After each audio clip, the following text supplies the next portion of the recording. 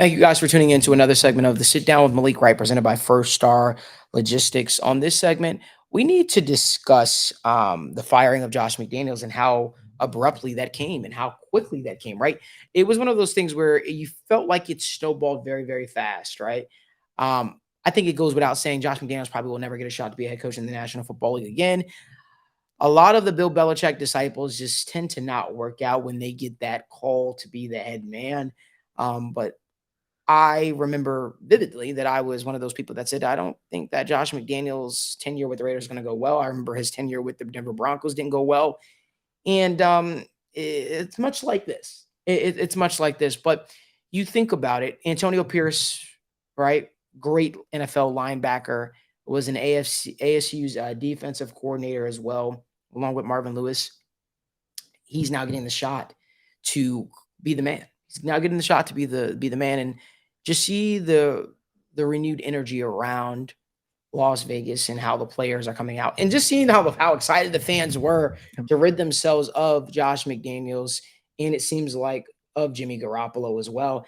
It brings the question: what's next for this Raiders franchise? What is a move that makes sense? Because almost assuredly, we never see guys that get the interim tag get the chance to actually be the man, right? It brings me back to Jim Tom Sewell, I believe it was. He did a fantastic job and didn't get the job either. But it makes you wonder, does Antonio Pierce genuinely have a realistic shot at becoming the head coach? I know what they're saying. They're saying all the right things, but I don't think so. So it brings me to the next question. What's next for them? Who is the next guy to lead the Raiders? And what is their future at the quarterback position? Right now, they have the rookie Aiden O'Connell starting. They did a shellacking on the New York Football Giants, who just seem to be in absolute shambles right now. But what's next for the Las Vegas Raiders, Daniel? So first off, you have to take the head coaching position with a grain of salt, right? Especially the first game after. It's, historically, the teams always perform over expectation, right? It's because you rid yourself of the head coach. And first off, thing I want to say, props to Mark Davis,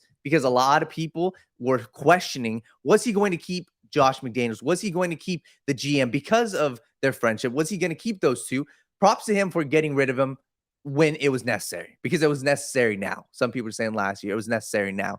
So they've got to retool, because Las Vegas, and I promise you guys, Mark Davis isn't an owner to rebuild, right? Even this offseason, they made these moves to not rebuild. Jimmy Garoppolo was not a rebuilding. It was to put themselves in a position to win. So I think what they're going to have to do, personally, I think Davante Adams is out. I think you've got to trade, just because of what he's going to want. He doesn't want to stay in Las Vegas. That's just my prediction. So, hey, trade Davante Adams, but it's all about the quarterback position. Go out and either draft a top 5, top 10 quarterback, make a trade into that upper echelon, because Vegas needs hope.